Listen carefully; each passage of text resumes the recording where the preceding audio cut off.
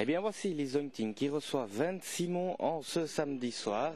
Les joueurs de Damien Leclerc qui évolueront en bleu ce soir, qui partent évidemment favoris vu leur très bon début de saison. Mais attention, deux absences importantes du côté de l'Isointing. Tout d'abord le gardien Rossman qui est blessé, ensuite le grand Bob Gerbou suspendu. Leclerc qui allonge en direction de Damien Leclerc, pas de hors-jeu selon l'arbitre. Le petit pont, là, joli pour Beaujo avec le goal, non! Superbe l'arrêt de Pisevin et gros raté évidemment de Julien Tripneau. Première grosse occasion dans cette rencontre alors qu'on joue à peine depuis 5 minutes. Avec Clarène qui dégage dans l'axe, c'est dangereux. Leclerc qui parvient à dégager lui aussi. Jean-Baptiste, le petit sens, c'était bien essayé. La récupération pour Cromer qui frappe, elle est belle sur le poteau. La rentrée de deux jambes pour Félicien Cordy, deux jambes qui retrouve le ballon, qui joue avec Delire. Pour deux jambes, le petit centre, c'est bien joué. Et là on se loupe complètement avec la reprise de Delire et superbe arrêt de l'évêque, la Saint-Simon là, qui commence à mettre un petit peu de pression sur l'Isointing. Le corner qui est donné au deuxième poteau, le ballon qui est revenu à Sanglier, ballon en cloche, et Pisevin qui se loupe, Sanglier qui frappe, et voilà, mais c'est goal. Belle boulette là de Marc Pisevin qui est sorti, pensant prendre le ballon facilement. Eh bien, il a eu le coup de la savonnette, et Sanglier était attentif. Et bien voilà, après 20 bonnes minutes de jeu, l'Isointing passe aux commandes. Manout tente de changer, joli avec deux jambes. Jean qui joue dans l'axe avec Maldag. Joli la passe là pour Delire. Il n'y a pas d'hors-jeu. Delire pour égaliser, non. Il tire à côté. Belle occasion là pour Saint-Simon.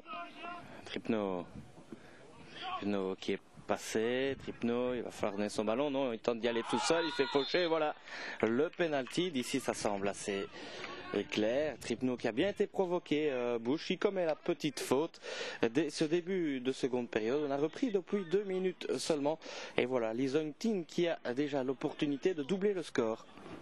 Et c'est Beaujo qui va transformer ce penalty, voilà 2-0 par Julien Beaujo.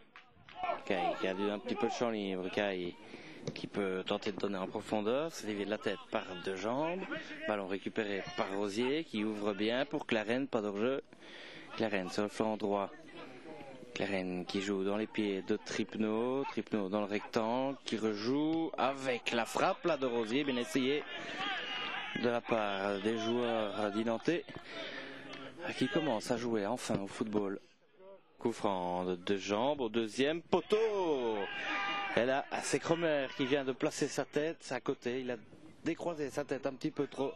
Grosse occasion là, qui aurait permis à Saint-Simon de peut-être revenir un petit peu dans ce match, car pour l'instant, ils n'y sont pas du tout. Cordy pour Delire qui joue sur la ligne avec Félicien Cordy qui a toujours le ballon. Le petit crochet et il joue sur la ligne. Avec le ballon toujours pour Saint-Simon et Aurélien Cordy qui centre et voilà, c'est dedans et c'est Dory qui plante ce goal. Beau travail là des Cordy sur le flanc gauche, le petit centre d'Aurélien qui passe au-dessus de l'évêque et Dory qui arrive comme une fusée pour planter ce goal. Nous jouons depuis 73 minutes maintenant, encore 20 minutes à jouer et c'est 2-1.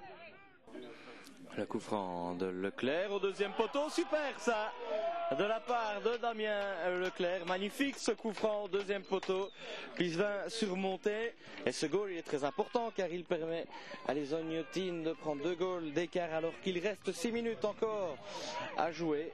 Autant dire que ça va devenir très difficile pour Saint-Simon qui est en train de pousser 3-1 par Damien Leclerc.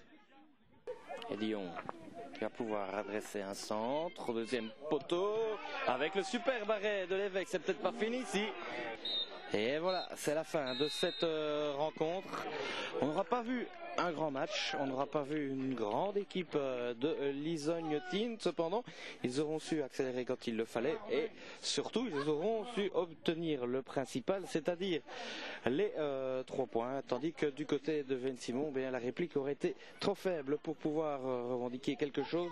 Score final, Lisogne Teen 3, Vensimon 1. Le score ne reflète pas la rencontre, c'est 3-1, mais ça ne reflète pas du tout la rencontre. Mais le plus important, c'est qu'on a mis les buts au bon moment, je pense. Donc on en met un 0 contre le cours du jeu parce qu'il poussait en première mi-temps. Et en deuxième mi-temps, on a fait le 2-0, alors que c'était eux qui devaient pousser. Et à la fin, le 3-1, donc pour tuer le match, quoi. À chaque fois que vous avez réagi, c'est Lisogne qui a marqué. Oui, c'est Lisogne qui a marqué. Enfin, c'est pas Lisogne qui marque, vu que c'est moi qui leur offre les buts.